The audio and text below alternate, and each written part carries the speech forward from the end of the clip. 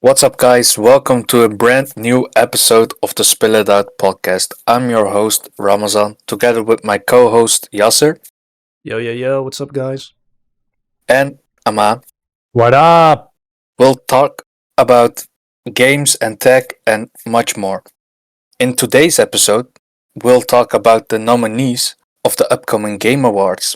The categories we'll specifically handle during this episode will be the Game of the Year, Best Game Direction, Best Narrative, Best Art Direction, Best Score and Music, Best Audio Design, Best Performance, Innovation and in Accessibility, Games for Impact, Best Ongoing, Best Community Support, Best Independent Game, Best Debut Indie Game, Best VR AR, Best Action Game, Best Action Adventure, Best RPG, Best Fighting, Best Family, Best Sim Strategy, Best Multiplayer, Best Adaptation, and Most Anticipated Game. That's a lot. Starting off with Game of the Year.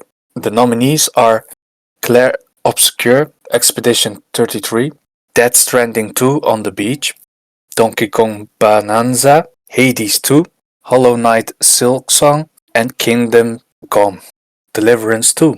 So, guys, what do you think? I'll let a man start. All right. Obviously, this is the most anticipated award, so all eyes on this one. All of them are very big titles. All of them are pretty good games. Me personally, I've only played Expedition 33, so that's actually what I voted for and what I'm hoping to win. But I'll also elaborate on that because it's not only just because it's the only one I played. It's also that all of the other titles are sequels to existing franchises or it's Donkey Kong Bonanza, which is an existing franchise anyway. Expedition 33 is the only one here that's a actually new debut game and a debut in their IP in general. But I can already also see arguments, at least for Silksong and Kingdom Come Deliverance 2, which I've heard a lot of voices about people who are really enjoying those games. And obviously Silksong was a very anticipated game. I think it was supposed to come out in 2018 or something. Yep. So people were very excited about that, obviously. And also Death Stranding 2, I've heard a lot of great things about. And obviously Donkey Kong Bonanza and Hades 2, but less so. But yeah, I think what will win is going to be between Expedition 33, Silksong, and then maybe Death Stranding 2 or Kingdom Come Deliverance. But I do think there is a bigger push for Expedition 33, but maybe that's just because I live in a bubble or something. Okay. For me, I got a funny story. I also only have played Expedition 33, but yesterday got gifted Hollow Knight Silksong, and I'm like, should I play it or not, or should I save it? But I also haven't finished Hollow Knight, the original, so I'll probably not play it anytime soon. I'm in agreement with Aman. Expedition 33 is for me also Game of the Year. I wished I had played the others. I had Kingdom Come Deliverance 2 on the planning that I would have played it, but I ended up cleaning a lot of my backlog, so didn't have time for it. And I don't have a Switch/Switch 2 to play Bonanza. But Expedition 33, like Ahmad said, is an actual new franchise, new installment, and just the story of how it was being made and just the vision to create something like Expedition 33 and that they actually paid it off with the final product was just already amazing. And the story, gameplay loop, and world was already something that I already had strong feelings about, and thus ending up for me also being the one that I hope wins it. But I could see Death Stranding 2 in some weird way winning it. I don't really have to comment about that one further. I could see strong potential about Hollow Knight Silksong, Hades 2, and Kingdom Come Deliverance 2. I don't really think Donkey Kong has that much of a shot compared to all the others. But Expedition 33 is my Game of the Year. So, that's it for Game of the Year. I personally think that it will be a close battle between Expedition 33 and Silksong, just because most of the time I see Silksong on social media for some reasons. And I know from you guys that Expedition 33 was a very fun game.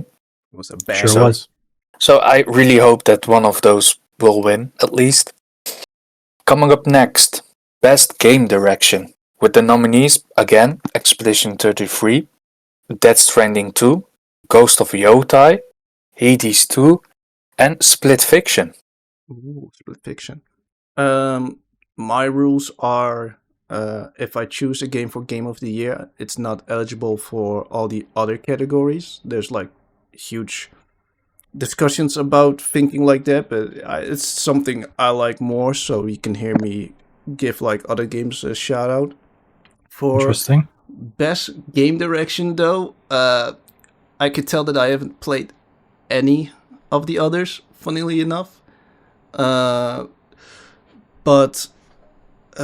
if I didn't give it to Expedition 33, I would have given it to actually Hades 2 for the simple reason that I found that even though that was a sequel, it did a lot more differently than Ghost of Yotai, Split Fiction, and Death Stranding 2, which I feel like are more refinements. And Hades, you can make the you could say Hades 2 is also more of a refinement, but I felt like compared to all the others, it did a bit differently. But if I were to pick a game, it would have probably ended up being Hades 2. Okay. I, for once, will actually go for Ghost of Yotai or Split Fiction. I'm actually in a dilemma between those two, because I really like Split Fiction, like with the interesting design and creativity, like with the two different dimensions, and like I in general love history, and I think Ghost of Yotai does it actually pretty well. A nice story. So yeah, I think I would really love to see Ghost of Yotai win. How about you, Aman? Me personally, I am not a fan of giving a game that is a sequel to, or giving a sequel a best game direction. Also because a lot of it already built on top of existing game and existing like what works. I did not know about like what Hades 2 brought more to the table than Hades 1, so that's new for me. And I do like Kojima Productions, obviously, so Death Stranding 2 is like something I was eyeing. But for me personally, it's between Expedition 33 and Split Fiction, mostly because obviously Hazelight Studios, great studio, obviously. But for me, I have not played any of the other games, and since the other games are sequels, except for Split Fiction, it would be Expedition 33 for me. Though I could see a reason to see either Death Stranding 2 or Split Fiction winning this. So my guess is going to be that Split Fiction is going to win, but my personal best game direction is Expedition 33. Okay. So, going through the next category, Best Narrative. Here we have again Expedition 33, Death Stranding 2, Ghost of Yotai, Kingdom Come, and Silent Hill 5. Or Silent Hill F. Silent Hill F. So, I really thought that it would have been a 5, but okay. Best narrative, sucks that Dispatch is not in here. I would have liked to give it to Dispatch. I haven't played Silent Hill F. I haven't played Kingdom Come Deliverance 2, Ghost of Yotai, Death Stranding, and I only have played Expedition 33. So I don't really have a comment on who should win. I could see, same with Best Game Direction, I could see an Expedition 33 sweep here. But I have seen some really nice reviews / people just sharing the story bits of Kingdom Come Deliverance 2. So I could also see Kingdom Come Deliverance 2 taking it away, or Silent Hill F, since I've also seen a lot of people keep gushing about how good the story is and the multiple endings. All right. I kind of agree. between like Kingdom Come Deliverance and Silent Hill F. Heard some great things about those, but I will say I've heard a more overwhelming voice on Death Stranding 2. So that's what I think will win actually in this category. But for me personally, it's going to be Expedition 33. Yeah, I love that story, and if I could, I would vote it for best game of the decade. Okay. The next category in line is Best Art Direction. Again, Expedition 33, Death Stranding 2, Ghost of Yotai, Hades 2, and Hollow Knight Silksong. I see that Expedition 33 is actually pretty liked game. It's going on a sweep, Yeah. as they say. Is it not the most nominated game ever on Game Awards, or is it tied with Baldur's Gate 3? No, it is the most nominated game on the Game Awards. I think it had like 3 more nominations than Baldur's. But best art direction. Well, I would have given it to Death Stranding, since it's giving me more a realistic vibe rather than it actually having like artistic design to it. Ghost of Yote has some beautiful things, but again, it's leaning more to like more real life stuff. Expedition 33 has a very nice art style. It's very unique. First I thought it was being a bit more realistic, but it blends a bit more than that. But I would have chosen either Hades 2 or Silksong, since for me, especially for best art direction, I really love the style of Hades 2 from what I've seen, and I also really love the style of Hollow Knight Silksong. Since I haven't played both of those games, I will not comment also on this category, but I feel like those two are most likely, unless it's going to be an Expedition 33 sweep, I think those two are most likely to win this category. I think I'm part of the problem. For me personally, it's going to be Expedition 33, and I do genuinely think Expedition 33 would win this. Because, like Yosser said, Death Stranding 2 and Ghost of Yotai, they're both realistic in style, while Expedition 33 heavily leans on like artistic choices. And they even said, like Sandfall, they were talking about how everyone in the studio is very like driven towards and very art focused. Like that, the entire studio is basically just a museum.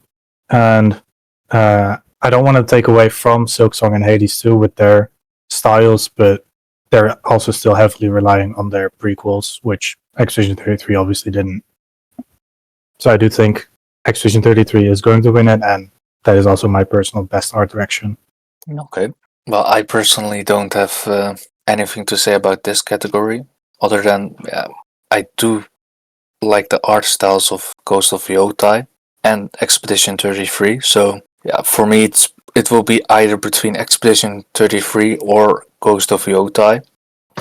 And moving on to best score and music for outstanding music, inclusive of score, original song and or licensed soundtrack. Starting off with Christopher Larkin from Hollow Knight Silksong. After that, Darren Korb, Hades 2, Laureen Testard, Claire Obscure, Expedition 33, Toma Ottawa, Ghost of Yotai, and last, Woodkid and Ludwig Forsell from Death Stranding 2 on the beach. I I would really like the soundtrack from Woodkid in Death Stranding 2. From what I've heard, especially the trailer song. I've seen some of the work of Toma Ottawa.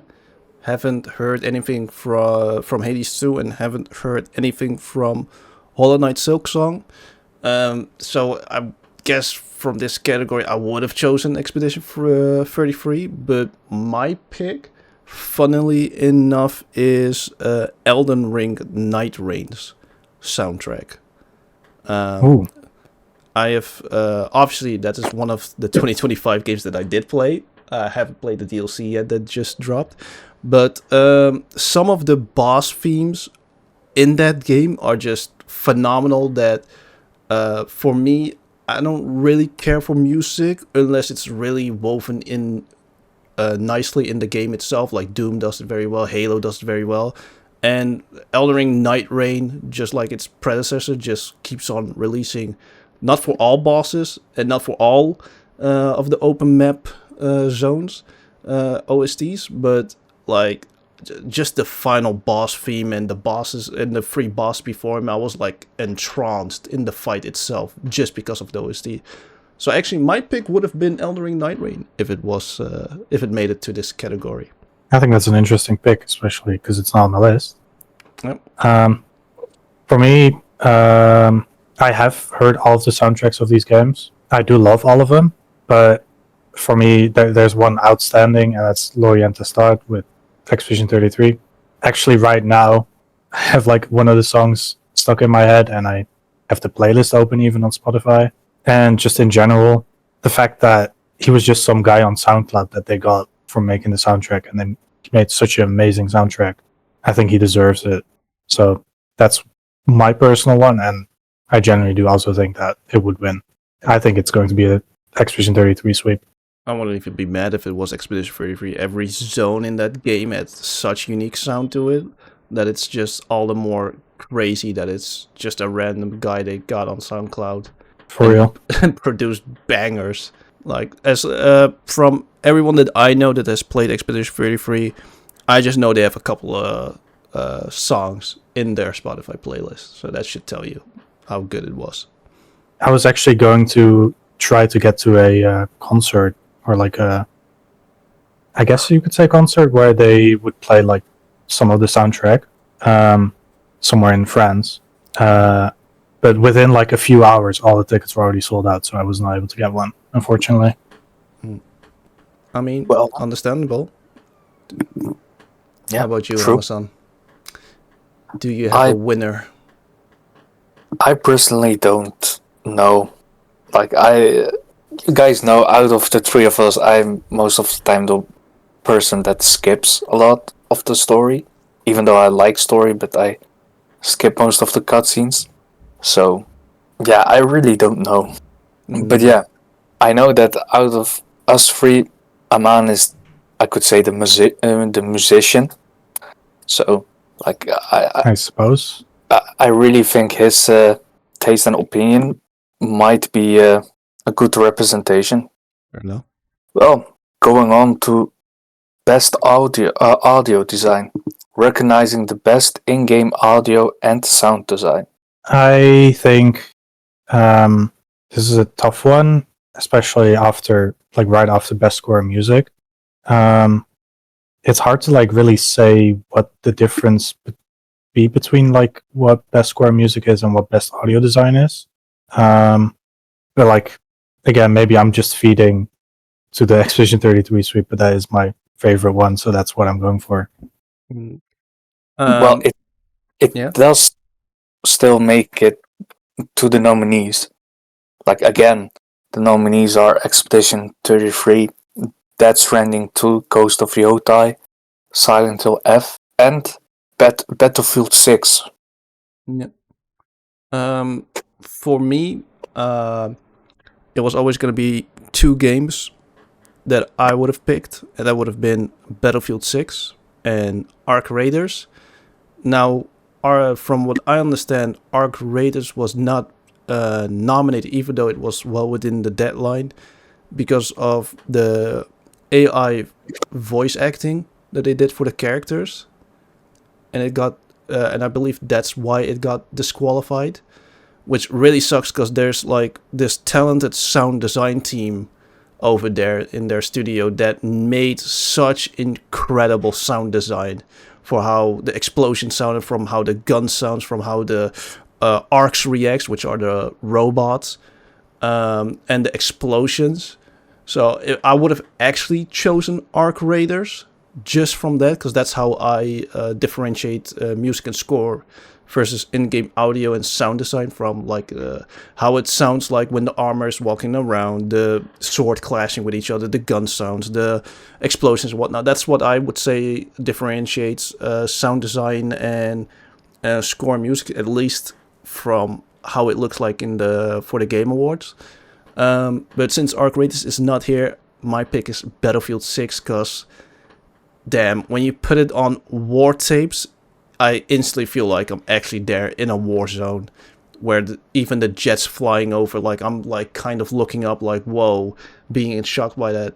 And I remember also a lot of other people giving the same statements that I just did, where it's like crazy how as soon as you put it on war tapes or war tapes V.A.L, that the sound instantly is like, whoa, you get really sucked in. And that's my key on best audio design, if it manages you to get into the game very deep.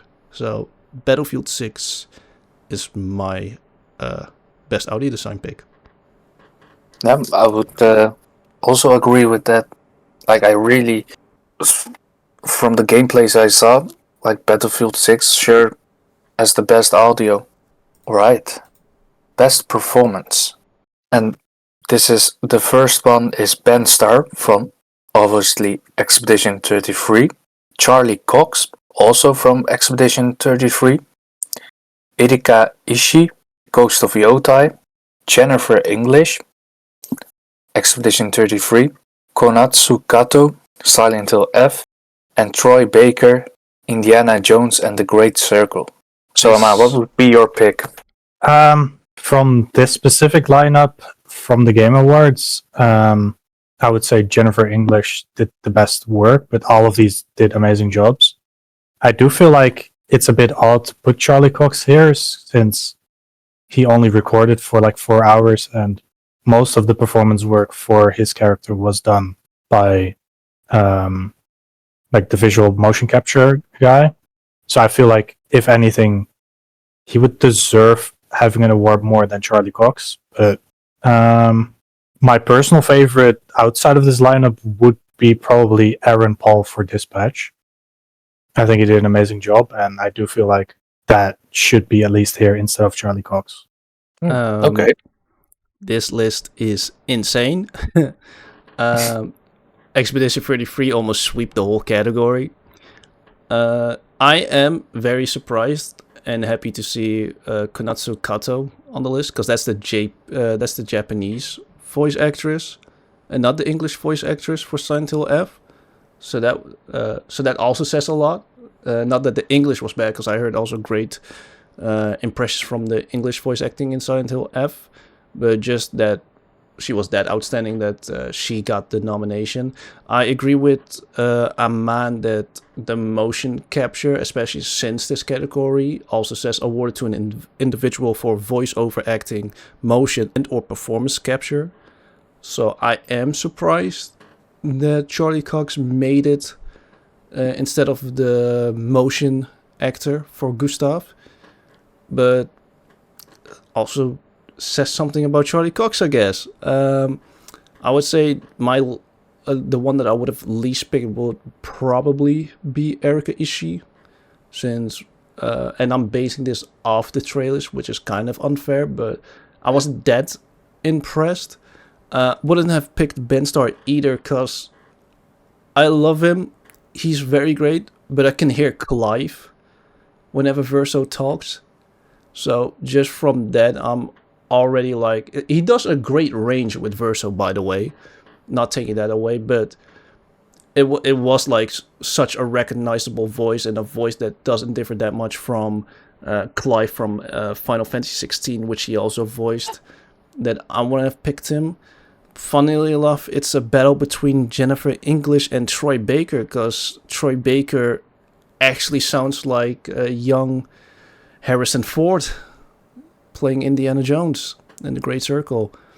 Really loved his performance in that game, even though it's a 2024 game, but it didn't reach the deadline, so it bleeds into a 2025 Game Awards. His performance is still very memorable to me, and still just the fact that I just really believed Harrison Ford was actually like a young Harrison Ford was actually voicing Indy in Indiana Jones and the Great Circle. So I would lean into Troy being my winner for this category. I did Okay. love Jennifer English performance as Mael in Expedition 33. Okay, nice. And that's it then for best performance. Moving on to innovation in accessibility, with the nominees Assassin's Creed Shadows, Autumnfall, Doom: The Dark Ages, EA Sports FC 26, and South of Midnight. I would personally choose, especially in terms of accessibility, I would say EA Sports, like the 2026 football game, Oh. like just because like I know it's a game that can almost be played on all consoles and PCs. So in terms of accessibility, I would say that this one would really make a good chance. Mm-hmm. So yeah, I would really say that that one will win. So we got Assassin's Creed Shadows, Atomfall, Doom: The Dark Ages, EA Sports, and South of Midnight. I already eliminate EA Sports, but that's probably more in hatred to EA Sports FC 26 because it's just copy pasta. So let's move on to some of the real games. That is my cold take. I don't believe I will be butchered by many people for it. I played Atomfall, but again, I did not. I wouldn't really notice innovation in accessibility unless someone really places it in my face, like, "Hey, look at all these features." I know Doom: The Dark Ages has a lot of features to make it more accessible.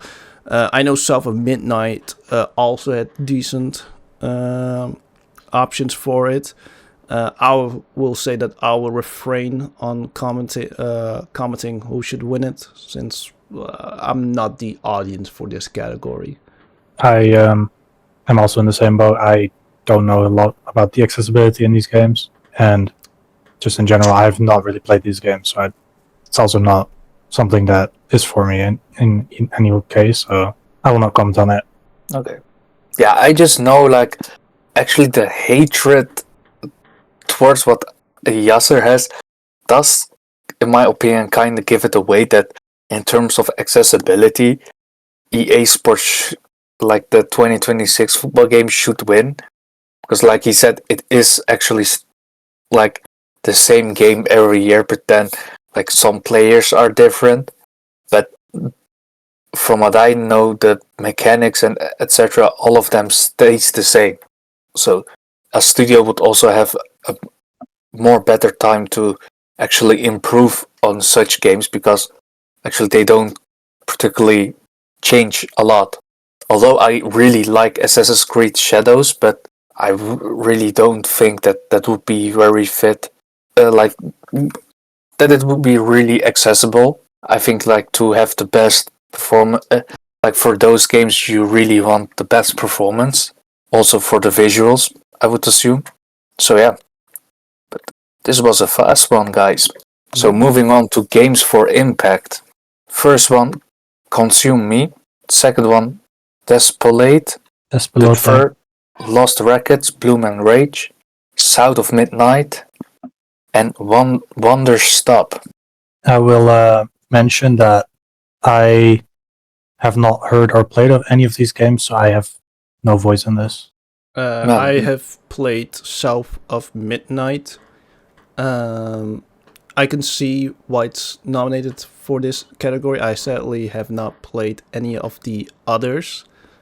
So my pick would automatically be South of Midnight.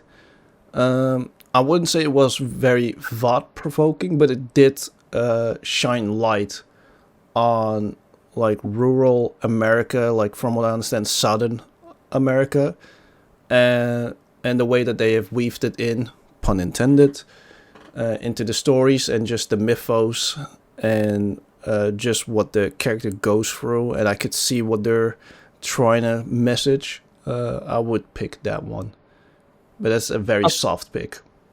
Okay. Yeah, unfortunately, I'm on the same boat as Aman. Like, I don't have played any of them, so I really don't know. And then moving on to best ongoing games, we have Final Fantasy XIV, Fortnite, Helldivers 2, Marvel Rivals, and No Man's Sky. Aman, are you choosing Marvel Rivals? I'm not actually. Oh. I will say I love Marvel Rivals. I love Helldivers 2, and I will also say that Final Fantasy 14. I've not played it, and it might take a while before I get there. Fortnite I used to love, but I will not go into this much deeper. But I do not like Fortnite anymore. But my personal pick, and I think this will always be my pick, is No Man's Sky. I love Hello Games. It's a crazy story for how they fixed up No Man's Sky, made it into what it is now, and I think this will forever just be my best ongoing game. But what really makes it that you really love this game? Well, I will have to say at first, like a disclaimer, I have not played No Man's Sky, but just the story of how it first released on such a low note and actually got a lot of hate for it. They, over the years, fixed the game and made it so much better than what it was promised to be. So I think that's such a good like underdog story. And I love Hello Games for that. Yes, so Final Fantasy 14, the latest expansion, saw many people not liking it. But obviously it had 2 bangers of an expansions dropping, so it was bound to be like more on the low end. Helldivers 2 was very divisive. Like they made a lot of patches that weren't beloved that I also didn't like by decreasing weapon damage and also increasing some other stuff that didn't need it, where the balancing wasn't that much fun and some guns were just, when they were fun, they after the patch they weren't fun. I have not booted Marvel Rifles since launch, so I cannot comment on that other than that I really like how all the new heroes and villains look that they have added in so far. No Man's Sky keeps on surprising, which is really shocked, and like Aman said, it's actually better than what they have promised. My pick, funnily enough, will be Fortnite, and I cannot believe I'm saying this because I have not booted it up anyways. But just from the latest event that I literally saw Godzilla and Hatsune Miku being great friends and blasting into whatever Fortnite final boss for that event was, and just seeing all the other like famous IP just all gathering in like Avengers Endgame style. I just found that incredible, and for the first time I'm like, yeah, sure, you can have my vote, Fortnite. So that is quite a surprise, Yasser. Yes, especially the first and like last. Yeah, like you're typically the person that really like hates it. Yep. Especially when I say when I'm telling you that I played, but Yep. To actually hear from you that you will pick Fortnite out of actually few games you really played. Yep. So this really came in as a surprise. Like I obviously also will pick Fortnite just because for some reason Fortnite has its ups and downs, but for some reason they really just keep in surviving. Like every time they still come up with new things. I think they also have something called Lego Fortnite now. Maybe maybe it's already a few months old. But yeah, they just keep on evolving and keep on giving new content. So yeah, thumbs up for Fortnite. I will not play it. Just for reference, I'm not playing it anytime soon.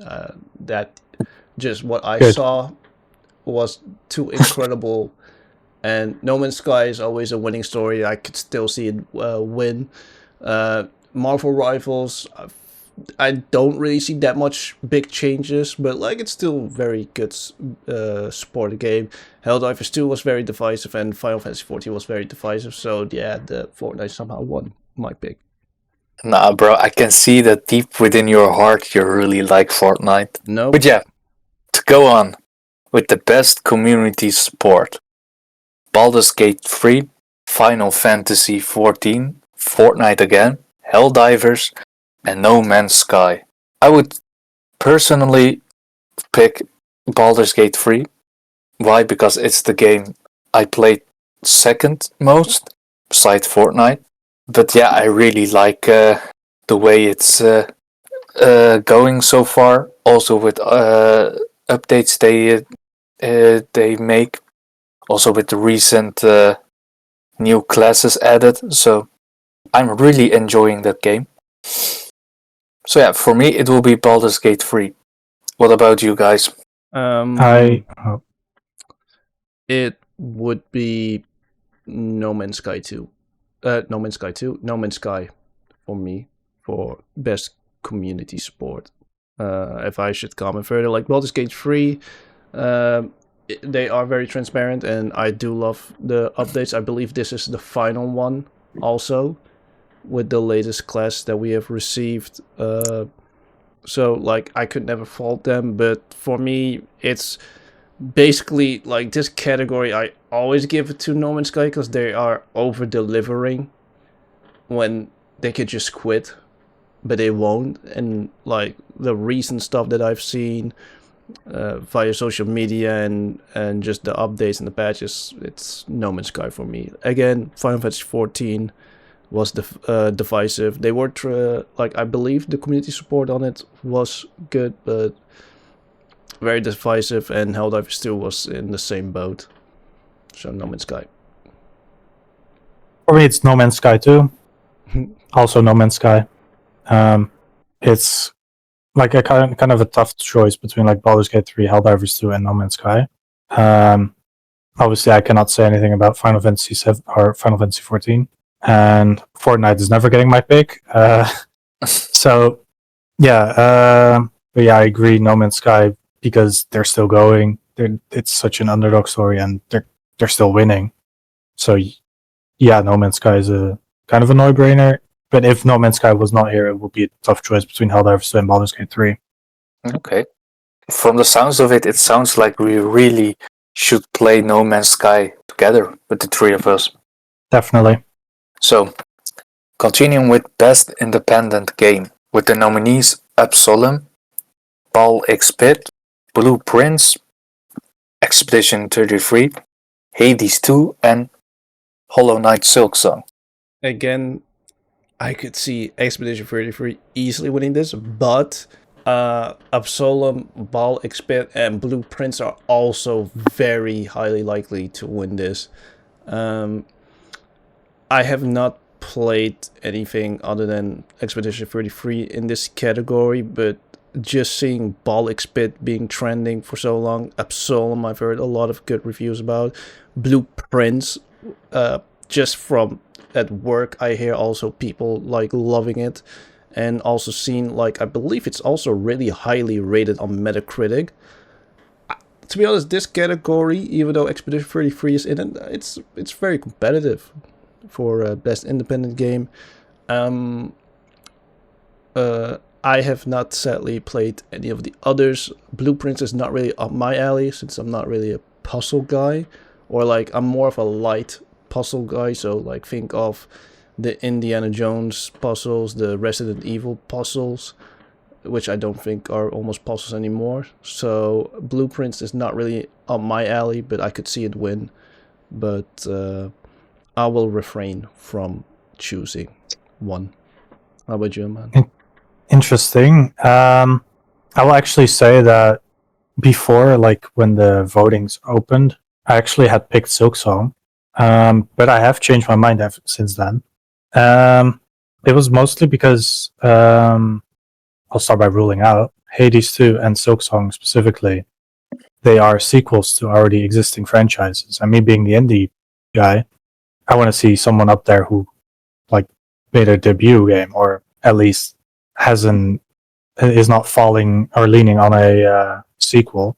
So those two are already falling out. Expedition 33, I love the game, but in my opinion, with all of the like investments they got, and just in general that they're all mostly like Ubisoft people, I don't feel like they deserve a title as best independent game, and I'd rather see a smaller studio win this. So then it's between Absolem, Ball Expit, and Blueprints. And knowing the Blueprints fans, they're still playing the game, so I'll vote for them. So Blueprints it is for me. Okay. Then continuing with the category I think you like the most, Aman, Best Debut Indie Game, with the nominees Blueprints, Expedition 33, Despolute, and Dispatch. I'll start talking indie games, debut indie games. I love my indie games. We got great games here, all 4 of them. But one of them, Despolute, I've not played and I haven't really seen, so I cannot say anything about it. So that one already fell off for me. Then it's between Blueprints, Expedition 33, and Dispatch. I like all 3 games. I specifically love Expedition 33 and Dispatch. But between those 2, I think it's going to Expedition 33 because it just blew my socks off. It was crazy. Yeah. For me, it's Dispatch, since luckily enough, this is a category where I can choose another game instead of Expedition 33 sweeping it. Dispatch, I can see the reason why Expedition 33 will probably win this, most likely, because both of the stories are amazing. Ad Hoc Studio, giving us a Telltale Games when Telltale Games were kind of fading out, like the original studio, I believe, even filed for bankruptcy. Just them reviving it in such a stellar way and actually fixing most of the issues that the other Telltale games had, which is how the episodic releasing works. Like, still many people are not fan of waiting like a week for the next episodes, but the way Dispatch did it, where they dropped 2 episodes per week, giving you at least like, oh yeah, you have to wait 7 days to play the next 2 episodes instead of having to wait like months to play the next episode, which, as you can tell, an episode is mostly an hour, so they have to really tell you great stuff, which most didn't. But yeah, it's simply amazing, Dispatch. I really loved it. It has so much replay value just from different choices. The fact that I really want to see them continue this is also proof of telling how great the product is. But I could see Expedition 33 winning, but my vote is Dispatch. I support the Glaze. I was not a fan of Telltale games. I actually wrote it off as just another Telltale game. Then when I got recommended to me by Yossi, I actually gave it a try and I loved it. I will have to say though, I played it after like all the episodes came out, so I did not have to experience that, but still I love the game, even though I was not a fan of Telltale games. Yeah, that's great to hear. For me, it's that way people know how different our viewing, our gaming experience were. Like, I just remember, just because some other friends of mine also played it, just talking to them like, oh, probably next episode this is gonna happen. Oh, I want to see this happen. Like, it felt like as if you're watching like an actual show, where you are like thinking like, oh, what if they do this and that, and then just being able to play the mini game of dispatching is like very fun, like and makes it so much different compared to all the other Telltale games where they are more like show, like movie, like where you're like a point and click adventure game. But this one giving you like at least also a mini game that is also like insanely fun. But yeah, again, I see Expedition 33 winning this for the best debut game created by a new independent studio. Both are created by a new independent studio, but again, the story of how Expedition 33 came into and the vision to create such a game, I could see it easily winning this. Okay. Well, I know that you did live stream Dispatch actually every week, right? Or like every episode that it came out. So I know a bit also from your live streaming how Dispatch was. It was very enjoyable to see. Sometimes I didn't quite agree with the choices you made, but yeah, again, like I would really love Dispatch to win. It has a very nice story, but I think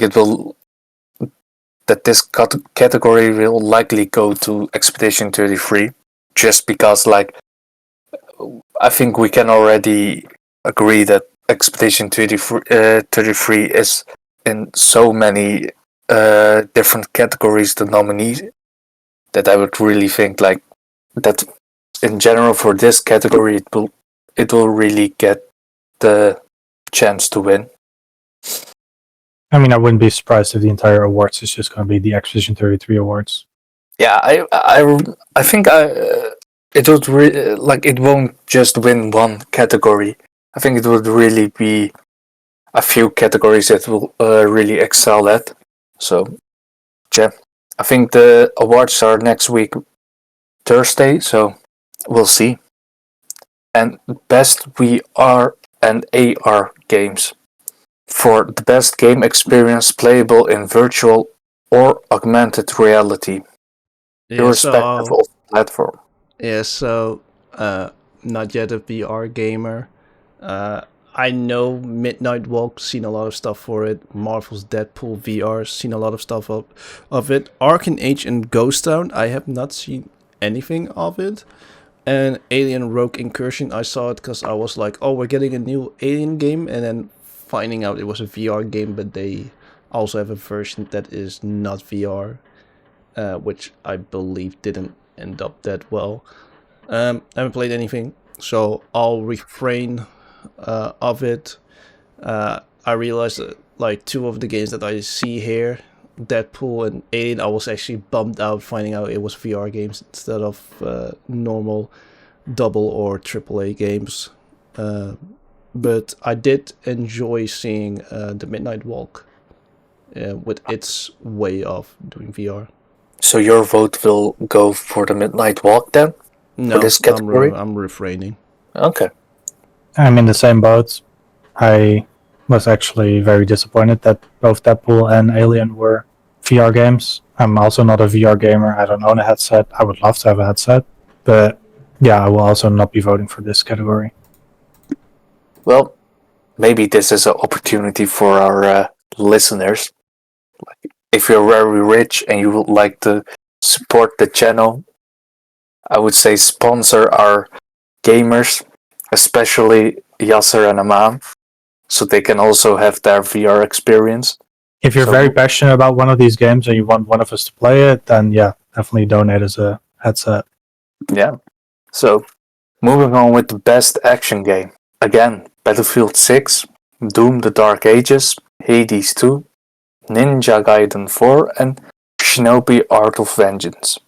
So I have actually played most of this category. It will definitely not be Battlefield 6. It has nice action, but not enough to compete with the others. Doom the Dark Ages, I really loved it. They are still refining it till this day, giving it more accessibility in ways of how to even be more destructive with the Doom guy. But I would say if it was Eternal, it would have won my pick, but it's not. But still great in its own way. Haven't played Hades 2 and haven't played Shinobi Art of Vengeance. That's the one that's really kicking me because from what I saw, it's really great. It's really great. Like, it's so much. Like, I was playing Ninja Gaiden 4 and then I saw stuff of Shinobi Art of Vengeance and I was like, I want to play it, but I sadly don't have time for it.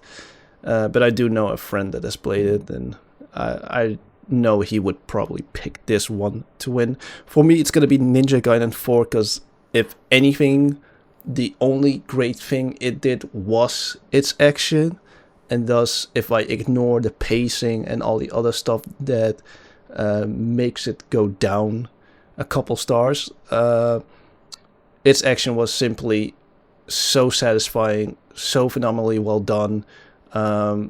I did have some disagreements with characters. That's why I feel like if I played Shinobi, it would have also been my pick.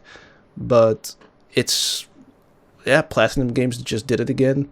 They just can't fail on giving you grade A action games. So Ninja Gaiden 4 is my pick. I have not played any of these games, but I have seen some gameplay of all of them. And while the action is great on most of these games, I don't think there's a world where I won't vote Ninja Gaiden 4 for the same reason, Yasser. I have not personally played it, but it does stand out most the other ones. No, I totally agree with it. Like, I think it was for me one of the setbacks that it really had so much action. I was like, where's the story in it? But yeah, like for this category in general, it would really be a good winner. And then moving on to Best Action and Adventure. Again, with Death Stranding 2, Ghost of Yotai, Hollow Knight, Indiana Jones, The Great Circle, and Split Fiction. For the best I will action say- adventure game combining combat with traversal and puzzle solving. Sorry to cut you off, man. All good. Haven't played Death Stranding 2, haven't played Ghost of Yotai. I believe they are probably also well deserving of this category. Same with Silk Song. I think it's probably a battle between Indiana Jones and Split Fiction.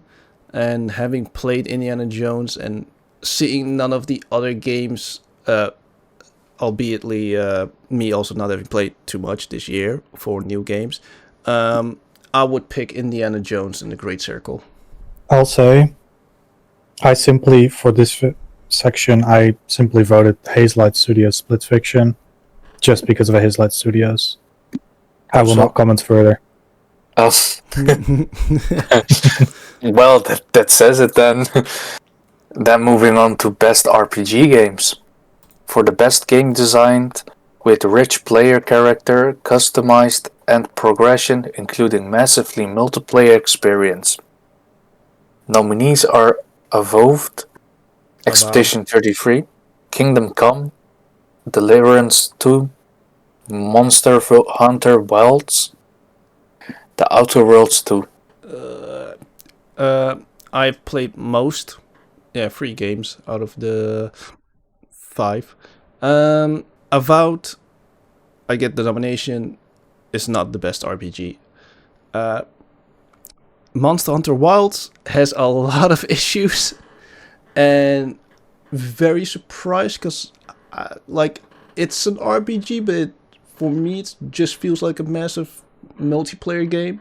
Like, it has a story and whatnot to make it an RPG, but at least the way that I'm playing it, it's more like a massive multiplayer game. But again, it had so much issues, and especially on PC, where it just kept on getting worse with performances.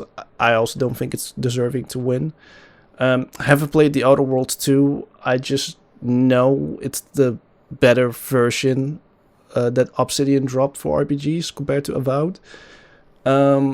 My pick is Kingdom Come Deliverance 2, because now you get into the age-old debate on which one is deserving more of winning an RPG, a JRPG style game or an Western RPG style game.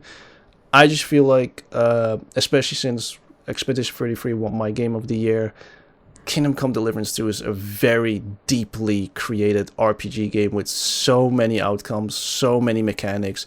Like, it's, even though you are playing a named character which is set in, has proper footing compared to if you were, let's say, booting up Elden Ring and you were creating your own, you still customize him so much in the way that you think he should be.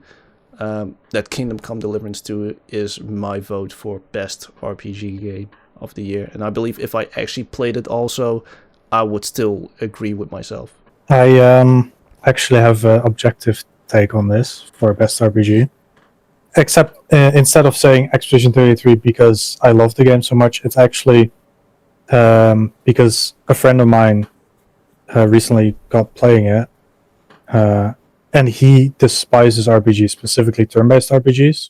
And Expedition 33 innovates so much in the turn-based department with quick-time events, with berries, with just everything that makes the RPG less just press a button and wait for the opponent to do something. And he actually loves the game. which is leading me to believe that it actually is a better RPG than like what has come before, since it took someone who despise his turn-based RPGs and made him love it. So that's why Expedition 33 wins it for me. I could see Okay. it. Like I said, age-old debate. Which one deserves it more? Right? There you go. And then going further with the best fighting. For the first one, we have 2XKO, Capcom Fighting Collection 2, Fatal Fury, City of Wolves, Mortal Kombat Legacy Collection, and Virtua Fighter 5 Revo World Stage. I personally would go always with Mortal Kombat. I haven't played the Legacy Collection yet, but I've played a lot of Mortal Kombat games, and I can say, in terms of graphics and fighting, it will always win, in my opinion. So, yeah, what about you guys? I Um, don't really play fighting games, so I don't really have a voice in this, so I'll be skipping. But I will say there's no world where I would vote 2XKO because I hate red games. fair enough. Damn. I have not heard anything great about the two collections, Capcom Fighting Collection 2 and Mortal Kombat Legacy Collection. I believe that one had some issues with it. Fatal Fury, City of the Wolves, haven't played it. 2XKO, haven't played it, even though I was very interested in the beginning. And there's nothing really stopping me from not playing it. But also, just from what I've seen, didn't attract me. And I'm not a virtual fighter guy, so I'm also refraining from commenting. Okay. Well, going on with the best family games. For the best game appropriate for family play, irrespective of genre or platform, I would say between Donkey Kong Bonanza, Lego Party, Lego Voyagers, Mario Kart World, Sonic Racing Cross Worlds, and Split Fiction, I would say Mario Kart. Why? Because it's literally a game that it doesn't matter how old you are. Like most of the time, you can just play it, and the only problem is, do you have enough controllers to play with a lot of friends? So yeah, I would really pick Mario Kart World. I think the argument could be said for all the other games, though. Except for Split Yeah. Fiction, Donkey Kong Bonanza, maybe, but Yeah. Like I know the same for Sonic Racing Cross Worlds, but I mean Mario Kart World is Mario Kart in general is a game that it's. I think for this one they really also have a lot of the old maps, but yeah, personally I really like it. I always like Mario, so the Mario games, and in general, even though I'm a Sonic fan, I will really choose Mario Kart World. alright. I don't really know what to say about any of these games, so I'll refrain from saying anything. But if I would have to pick, I would say Split Fiction just because of Hazelight Studios, but since I don't really get a voice, I won't say anything. I like almost all of them. But which haven't one do you played like it, more? and haven't played any of them, so I will be refraining from commenting also. I think if I had to choose, it probably would end up being Sonic Racing Cross Worlds, simply because I'm kind of getting into my Sonic phase, so it would be probably ending up my pick, especially if I played it. I do have friends that keep on asking me to play it, and I'm just shrugging it off for now, but probably will end up playing it anytime soon. Okay. And then Awesome. moving on with the best sim and strategy. Best game focused on real-time or turn-based simulation or strategy gameplay, irrespective of platform, with the nominees Final Fantasy Tactics, The Invalis Chronicles, Jurassic World Evolution 3, Sid Meier's Civilization 7, Tempest Rising, The Altars, and 2 Point Museum. I really haven't heard of all of them. I know, of course, the Civilization games, but yeah, I'll refrain. I'll go 3 for 3 with this category also. I have no voice in any of these games, so I will not say anything. I have played The Alters, albeit not enough. I like the strategy, not in the terms of Final Fantasy Tactics and Civilization, but the strategy of how you're gonna manage your ship and outrunning the death that is the sun that is like almost shining on wherever you are, and balancing all your different alterations of life choices that you could make. I believe if I played it any further, I would have picked this to be the winner, but I could also see Final Fantasy Tactics being my pick, and probably most likely winner is between those two, The Alters and Final Fantasy Tactics. But I will refrain since I feel like I have played enough of The Alters and I haven't started Final Fantasy Tactics yet. Okay. Then moving on with the best multiplayer games. Starting off with Arc Raiders, Battlefield 6, Elden Ring, Night Rain, Peak, and Split Fiction. So this category is very interesting because it has at least 3 games, and yes, I'm excluding Split Fiction. 4 games excluding Split Fiction, where I'm like, I could see it winning. I think, and it would be a very nice upset and an underdog story if Peak wins it. It went viral. It like I could not escape that game for days on it popping up on my feed and all the fun things it brought. I've played Elden Ring Night Rain. It's as fun as any other FromSoft game when it comes to multiplayer co-op, so it wouldn't have automatically won unless this year was very dry. Battlefield 6, it brought Battlefield back, but not enough. My pick personally is Arc Raiders, because I have played that game. It's too great with how the social features work in ways of, if you're playing solo, you can meet up with a lot of nice raiders.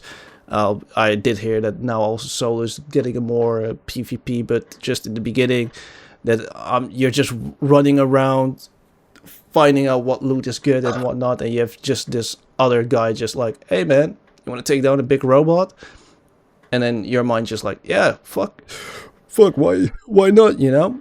So Arc Raiders is my pick for best multiplayer game. I know the expectation is that I will vote Split Fiction because of Hazelight Studios, but that's actually not the case. I know, right? I feel like for you to be best multiplayer, you have to be like larger group than just 2 players. I feel like a co-op game should not really fit for best multiplayer, even though it technically is. If Peak would win, it would be Peak, but I don't think Peak stands a chance against a huge monolith called Arc Raiders, and I think that will win, and that's also where my vote's going. The only reason I have not played Arc Raiders is because of the AI voices. I'm not a supporter of AI, or specifically generative AI, but I do hear the fans. Are you against AI or something, or Against generative AI, yes, definitely. okay? What's the reason for it? Because it just takes the creative job out of the people who work for creative things, like voice actors for specifically AI voices. I know in Arc Raiders, the voice actors did agree to use AI voices, but still, I don't think we should be supporting generative AI in such a manner. And then specifically for art, I think it's just a soulless job that takes away from actual artists who actually put in effort. And obviously, the way these models are trained with these massive sums of data that they use for it is impossible to get without any exploitative use. Okay. Well then, to move on to our last 2 categories already. Starting off with the best adaptation, recognizing outstanding creative work that faithfully and authentically adapts a video game to another entertainment medium. In the case of a Minecraft movie, Devil May Cry, Splinter Cell, Dead Watch, The Last of Us Season 2, and Until Dawn. To be fair, I've only seen the Minecraft movie and not any of the other ones, so Figured. yeah, I mean, as Minecraft is still one of the most popular games, I would say. I mean, man, it is one of the original games I played, so I really needed to see the movie. I get It it. was still great, but yeah, there were certainly some points of improvement. So I don't know about any others. I know the Last of Us also is very liked, so I would say that between them, The Last of Us would win the season 2. But yeah, I just don't know enough about this category at the moment, so I'll leave it up to you guys. I have I- recently played Devil May Cry, the original trilogy, and I've watched the original anime. So seeing what Anki Shadar, I believe was his name, did with the news anime, it's disgusting. So let's kick that one away. I really hope it doesn't win. I didn't even know Splinter Cell was getting an adaptation. So I will definitely watch it pretty soon since I'm interested on what Death Watch will do. I'm not a fan of Last of Us Part 2, so I had no interest of watching Last of Us Season 2. I have also not watched Last of Us Season 1. Not really my jam. I like the original game, but not so much that I would watch a show, especially since it's basically going through the story, but here and there are some small and major changes. Not interested in Until Dawn, and I have not watched the Minecraft movie, so I'll refrain from voting. I am still playing through The Last of Us, so I've yet to see the show. Until Dawn and Devil May Cry are still on my list, so I've also yet to see those. And I will say Splinter Cell, I have never heard of that really, so I cannot say anything about that. So naturally, my vote would go would go for a Minecraft movie. But I also think in general it should go to a Minecraft movie just because the huge impact it made. I mean, there's a reason I cannot still say Flint and Steel without people screaming at me, Flint and Steel. Yeah, true. Or I Alright. can say I live in the Netherlands and I go the Nether. Yeah, that one never gets old. Yeah. Moving on to the last one already. The most anticipated game with 007 First Flight, Grand Theft Auto 6, Marvel's Wolverine. So, that came out wrong. Marvel's Wolverine, Resident Evil Requiem, and The Witcher 4. I think obviously the most anticipated game, like recognizing an announced game that has demonstrably illustrated potential to push the gaming medium forward, I think it would be Grand Theft Auto 6. I think we're not kidding anyone. GTA 6 is winning this, right? Yeah. Like, I really, like, the three of us do play the Resident Evil series. Like, we will definitely play Resident Evil Requiem. I think you guys, I know that Yasser probably will play The Witcher 4. Yep. Like, I intend to play the 007 First Light. Marvel's Wolverine, I don't really like that one, but I mean, GTA 6, that, like, we're already waiting, like, I think 2 years now for this, so. I mean, since the trailer, yeah, but we've been waiting since 2013. Yep, I Yeah. was about to say. Yeah, true. So yeah, I really think, yeah, of course the win, but I will be really shocked that if another one of the four will win instead of GTA 6. So yeah, I think we can all agree that GTA 6 is the one. Yeah, definitely. Yep. I will say that I really hate what they did with this category by recognizing an announced game that has demonstrably illustrated potential to push the gaming medium forward. I just don't find the relevance into most anticipated game for that. Most anticipated is just like, hey man, what is the game that most people are excited to play? I don't feel like it should that it needs to or have the potential to push the gaming medium forward. 007 coming out next March. Really excited to play it, especially since I do like Hitman. I'm just not really into like the sandboxy game that is the last live service game, I guess you could call it, with Hitman World of Assassinations, where they have the Slim Shady DLC now live that is going on live. So like seeing them do James Bond is a perfect match, and I literally can't wait.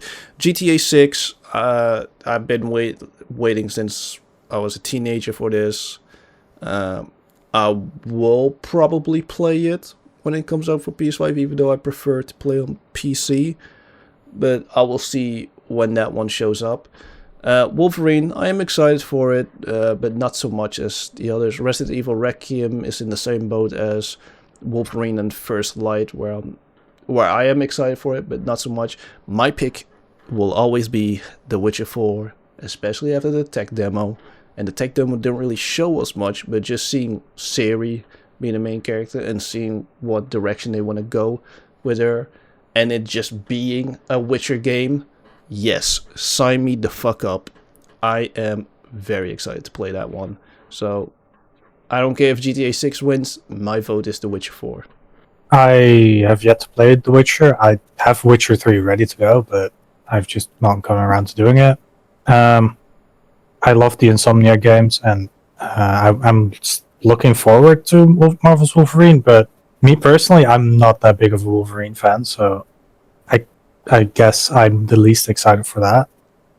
And I love the Resident Evil games, especially the post like Resident Evil 6 games, so 7 and 8 I really love. So I'm very excited towards what Resident Evil Requiem might bring, especially since it's also bringing back stuff from the earlier games. And if it wasn't for Krafton totally screwing over the studio, I would have loved to pick Subnautica 2 for my personal one. But I don't see a world where I can fully support that game with how Krafton is dealing with that.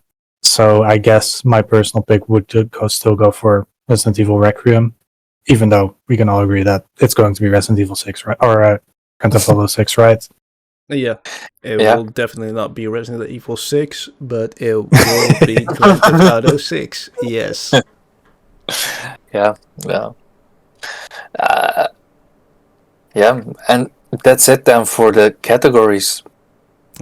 So, any prediction, guys, on what kind of game trailers we'll see next week, Thursday? I think go on. I think a safe pick would be that we'll get at least trailers for at least 3 out of these most anticipated games.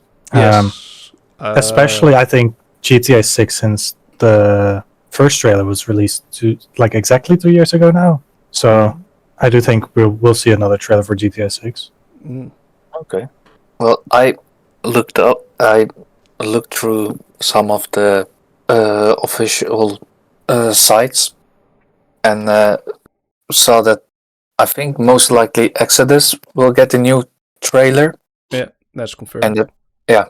And also with Resident Evil Requiem, that it will have like a new kind of trailer during the show, also showing a new terrifying look. And yeah, from what I also saw, it's that there will be a brand new Total War game announced. I don't know the title of it, but yeah. Well, feeding off on that, I am hoping / predicting, which we can do bets on if you want, but I am predicting that the Total War game that is going to be showcased is the one that has, I don't know if it was leaked or if it was confirmed, a Total War Star Wars game. Really excited to see their take on the Star Wars IP, which eras they will do. But further on that, I really hope, and it has already been confirmed, so I'm happy about that, Exodus showing up. I kind of hope that the Expanse, Osiris Reborn, from the studio Owlcat Games is showing up, but I have a feeling that Dark Heresy will end up more likely to show up. Blood of the Dawnwalker, I still can't get enough of that game. I really hope it shows up at the Game Awards. N7 Day, they didn't have a trailer ready. I'm going full copium that it will show itself on the Game Awards, Mass Effect 5. And if not, I will just be a sad camper and just wait on till the next N7 Day or Summer Game Fest to showcase it. But I really hope it shows up at the Game Awards. Judas, I believe, will show up. Phantom Blade Zero will show up since they have promised to give us a release date in this year. And I don't know who it was that says that they will show up on the Game Awards to give that release date, but it has also been confirmed-ish. I believe 007 will show up since March is around the corner, basically, so I believe they wouldn't want to miss this event to showcase, I hope, some more refined gameplay. Onimusha, I truly believe, together with Resident Evil, will show something for us. From Ubisoft's side, I think it might be a good time to show us that Assassin's Creed Black Flag remake that has been being teased around and leaked around a lot.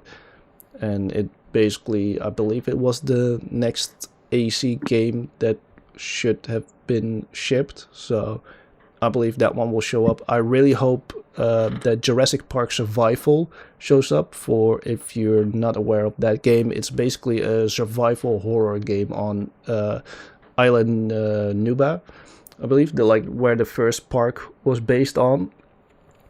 You're playing as I forgot her name, but you're playing as a character that is stuck there, and you have to basically kind of Resident Evil style, but then with dinosaurs, escape the island. So I'm really looking forward to that one. Clockwork Revolution, I hope that one shows up. Very excited. It's inXile's first AAA game. They are more known for their AA game. And most importantly, the Wasteland franchise. So I'm very excited to see Clockwork Revolution show up, since it also seems like it might actually drop next year.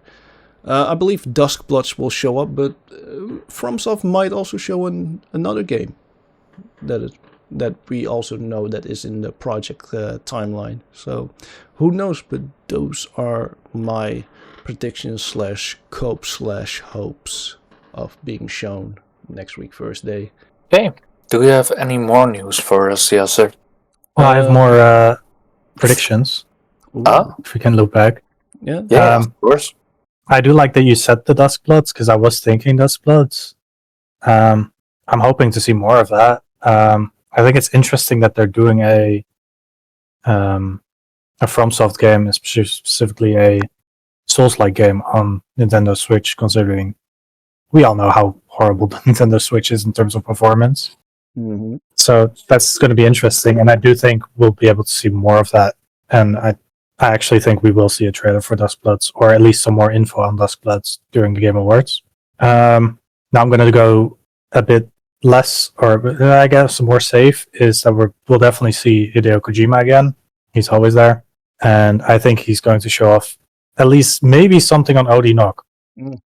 I'm looking forward to that one specifically. And it will be interesting to see if he has some more info on that. Now I'm going to go on crazy mode.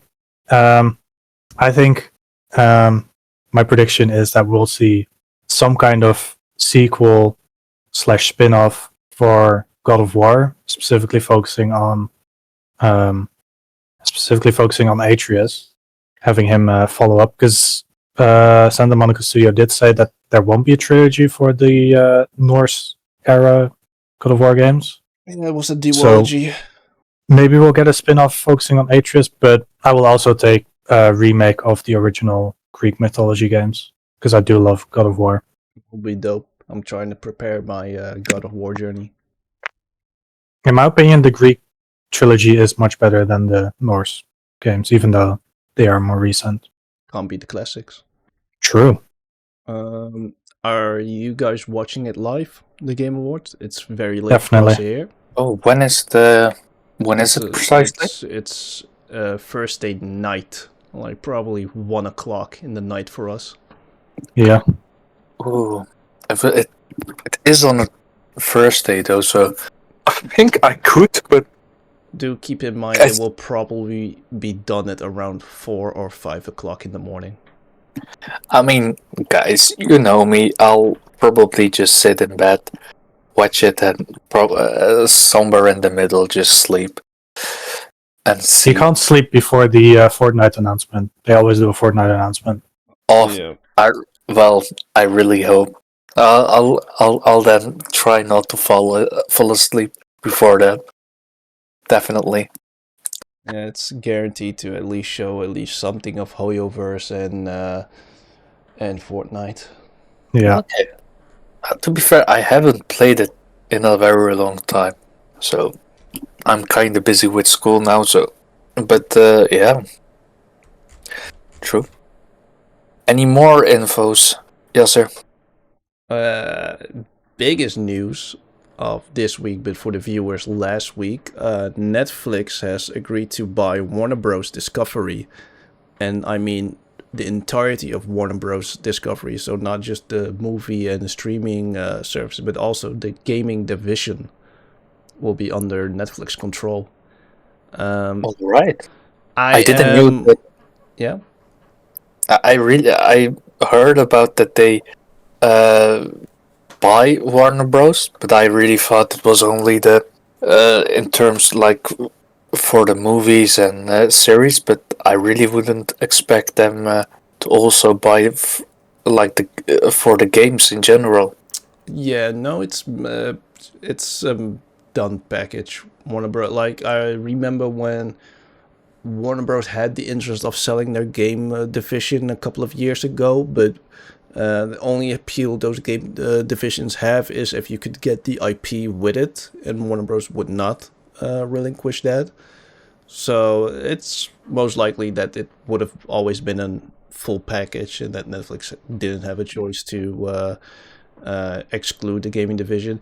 It sucks because I do not trust Netflix for jack shit with anything related DC and Harry Potter stuff, and especially since DC is now on a roll again, it really sucks. I hope, but I feel like that's very copium that the gaming division can retain again creative decision, because the only reason why the gaming division outside of Hogwarts Legacy is flopping is because the devs themselves just don't have the creative rights/decisions on what they want to do with games. It was like mostly Warner Bros. Executives fucking up with Suicide Squad, and it is very shocking because Hogwarts Legacy, which I believe was pioneered by developers first, and it becoming a huge success, that they just couldn't see like the appeal of like let's just let our developers cook, our game directors cook, instead of us deciding, oh wait, this is the new trend, let's make it now, and then also realizing too late like, hey, the game is going to be stuck in development for at least 5 years, so that trend might already have died down by that point. So I'm not very happy with what's happening, and we'll just eagerly follow the news on how this is gonna unfold for anything related with Warner Bros. IPs. I do think that in terms of like games and movies and series and just in general for business, I think it's a bad thing, especially for competitors. I did hear a bunch of things about like the FTC might be looking into it if it's even a fair trade. But the only thing I'm hearing is that there's a chance for the Nemesis system to be released, since Warner Bros. Does hold the patent for the Nemesis system. Yeah, I don't believe that. I believe Netflix. I don't think either, but it's a bigger chance than we have now. Can you tell for the ones listening? Can you maybe tell us what the Nemesis system precisely is? The Nemesis system is a game mechanic that was specific. I think it was first made for a Middle Earth game. Yep, for the Middle Earth And- games. It was patented by Warner Bros. Specifically, what it is that procedurally generated enemies, if they would interact with the player in terms of like maybe they kill you or something, then they would remember that encounter and develop over time, becoming your own personal like mini boss maybe. So for example, an enemy could kill you, and then they would become a named enemy and turn into like a mini boss that you could later on encounter. Yeah. And Warner Bros. Has that patent for at least 10 more years or 11 more years. So with this deal, if it goes through and if Netflix owns the rights of it, there is a slight possibility, like a very slight possibility that they might release it, but they probably won't. And to add further on the Nemesis system, it still is actually such a great game mechanic that like you would never be mad at Warner Bros. Patenting it but like you would expect them to just lend it out still.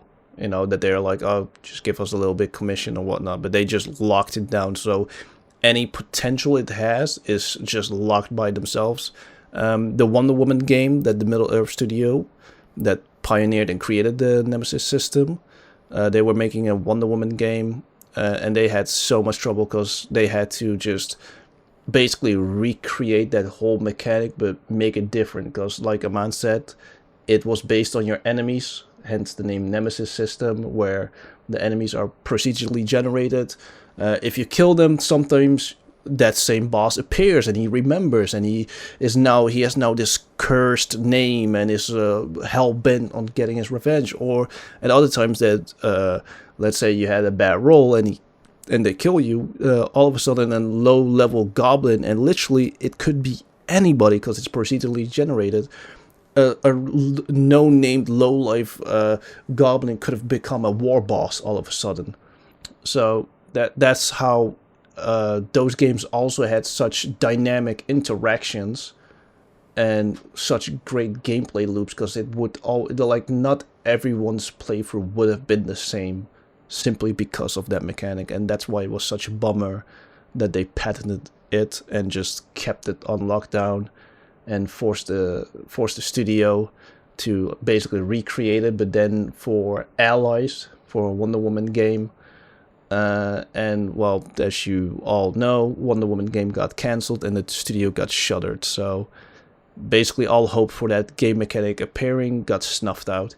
I do think that patenting game mechanics is just bad for just the environment of games in general. Mm-hmm. And especially for indie games, you're not allowing them to thrive as much as they could. So I feel like something like that should not be patented in general. And Warner Bros. Did.